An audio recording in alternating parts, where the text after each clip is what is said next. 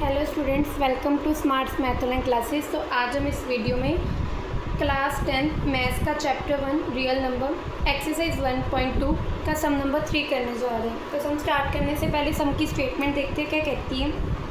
कहते हैं prove that the following are irrational. आपको ये 3 नंबर दिए हैं, तो कहते हैं इन तीनों नंबर को प्रूव करो ये इरेशनल है। तो बहुत ईजी है,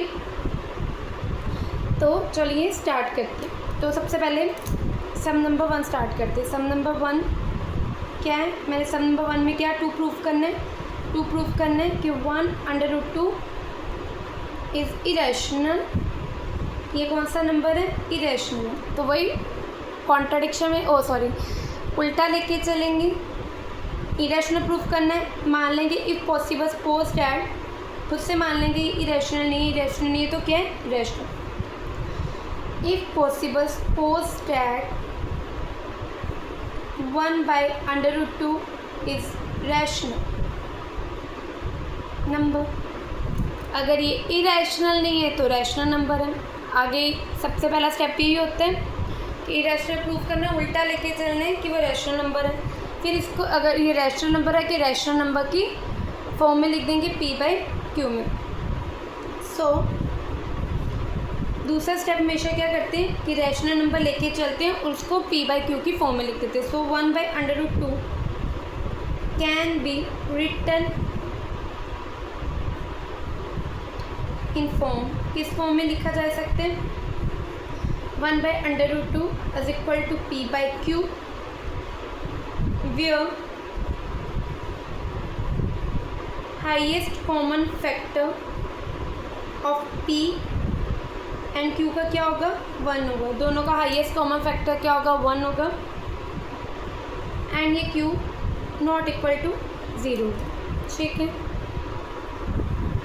हमने 1/√2 को किस फॉर्म में लिख दिया? p/q की फॉर्म में लिख दिया। दूसरा स्टेप, इनका बोथ साइड रेसिप्रोकल कर देंगे। टेक रेसिप्रोकल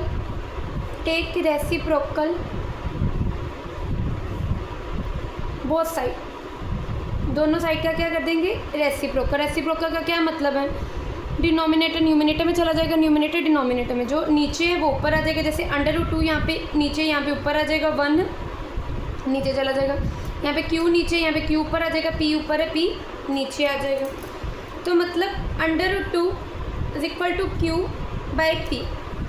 अब p/q क्या था? p/q क्या था? Rational number. p/q क्या था? Rational number. Reciprocal of rational number also क्या होता है? रैशनल होता है। Reciprocal of rational number is also क्या होता है बेटा? रैशनल होता है। तो इसका मतलब q/विच इम्प्लाइज, ये q/p क्या हो गया? Rational number. तो q/p रैशनल नंबर हो गया। तो इसका मतलब √2 इसके इक्वल है, तो √2 भी क्या हो गया? Rational number. Since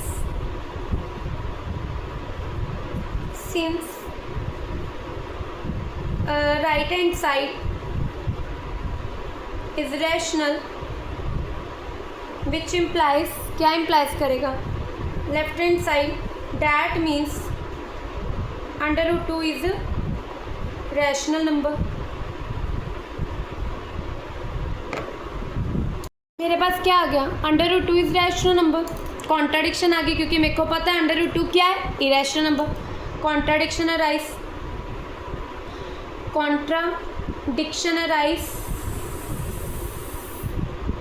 एज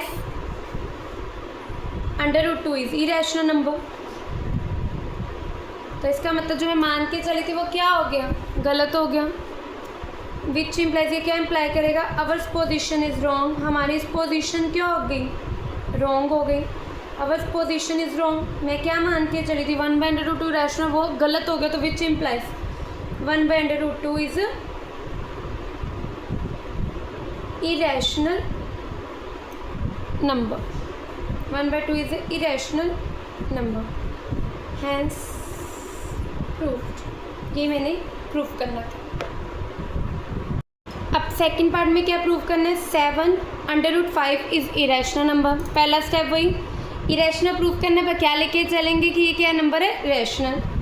पहला स्टेप ऑलवेज यही चलेगा। If possible suppose that 7/5 is rational number. Rational number है तो रैशनल नंबर के फॉर्म में लिख देंगे p/q। Therefore 7/5 can be written as 7/5 is equal to p/q, where p and q are, ये हमारे पास क्या होते हैं, इंटीजर्स होते हैं, इंटीजर्स होते हैं। एंड HCF दोनों का क्या होगा, P एंड Q का HCF क्या होगा, 1 होगा and Q not equal to 0। अब मेरे पास क्या है, 7/5 इज इक्वल टू p/q। बच्चों 7/5 का मतलब है कि 7 मल्टीप्लाई √5 है। 7/5 का क्या मतलब है, 7 मल्टीप्लाई √5 है। तो मतलब 7 यहाँ पे मल्टीप्लाई और दूसरी साइड लेके जाएंगे तो वो क्या हो जाएगा, divide. √5 is equal to p/7q। 7 और q दोनों क्या हैं, इंटीजर, इंटीजर है। तो दो इंटीजर की प्रोडक्ट 7 मल्टीप्लाई q मतलब 7q भी क्या होगा, इंटीजर होगा। तो इसका मतलब p भी इंटीजर, 7q भी इंटीजर। तो ये पूरा नंबर p/7/q नंबर कौन सा बन गया, रैशनल बन गया। रैशनल नंबर बन गया मतलब ये चीज़ क्या आ गई, रैशनल आ गई। इसका मतलब right hand side is rational और left hand side is equal to right hand side है, तो इससे क्या हो जाएगा, left hand side is also rational. मतलब लेफ्ट हैंड साइड है क्या, √5 इज रैशनल। कॉन्ट्राडिक्शन, हमें पता है √5 क्या होता है, इरेशनल, ये हमने प्रूफ किया हुआ है। Contradiction arise, contradiction arise as √5 is irrational. तो मतलब फिर क्या हो गया, हमारी पोजीशन क्या हो गई, therefore our position is wrong, our position is wrong. हम क्या मान के चले थे, 7/5 क्या रैशनल, हमारी पोजीशन रॉन्ग होगी। तो इससे क्या हो गया, 7/5 रैशनल नहीं है तो वो क्या है, इरेशनल नंबर। हैंस प्रूफ, यही प्रूफ करना था सेकंड पार्ट में, वो भी हमने कर दिया इजीली।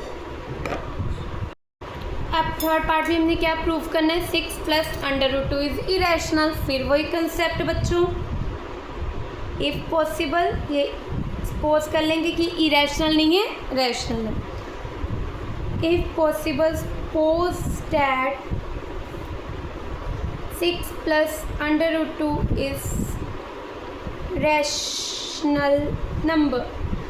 ये दो स्टेप तो सेम चलते हैं कि मान के चलना कि वो रैशनल है, फिर उसको p/q की फॉर्म में लिख देना क्योंकि रैशनल है। तो 6 + √2 कैन बी रिटन एज 6 + √2 को लिख सकते हैं p/q की फॉर्म में, where p and q are ये हमारे पास क्या होते हैं, इंटीजर्स होते हैं। और जो इनका HCF होता है वो क्या होता है, 1 होता है and q not equal to 0। अब 6 + √2 इज इक्वल टू p/q। यहाँ पे 6 क्या है, पॉजिटिव, दूसरी साइड लेके जाएंगे क्या हो जाएगा, नेगेटिव, -6। अब 6 को मैं 6/1 की फॉर्म में लिख सकती हूँ ना।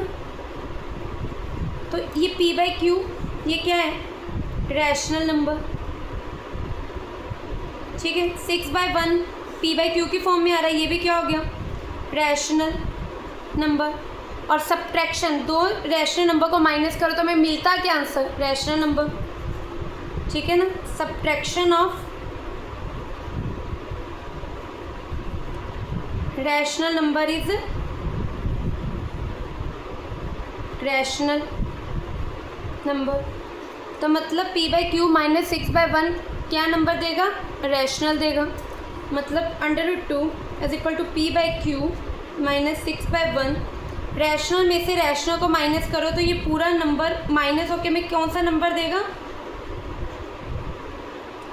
रैशनल नंबर ही देगा। मतलब ये साइड राइट हैंड साइड क्या बनेगी, रैशनल बनेगी। तो क्लियरली हो गया कि p/q right hand side is rational, right hand side rational है, left hand side right side की इक्वल, तो which implies left hand side is rational. Left hand side किसकी इक्वल, √2 के, √2 इज रैशनल। फिर से क्या आ गई बच्चों, कॉन्ट्राडिक्शन। ये हमने प्रूव कर दिया, √2, √5, √3, √7 ये सब क्या होते हैं, इरेशनल होते हैं। Contradiction arise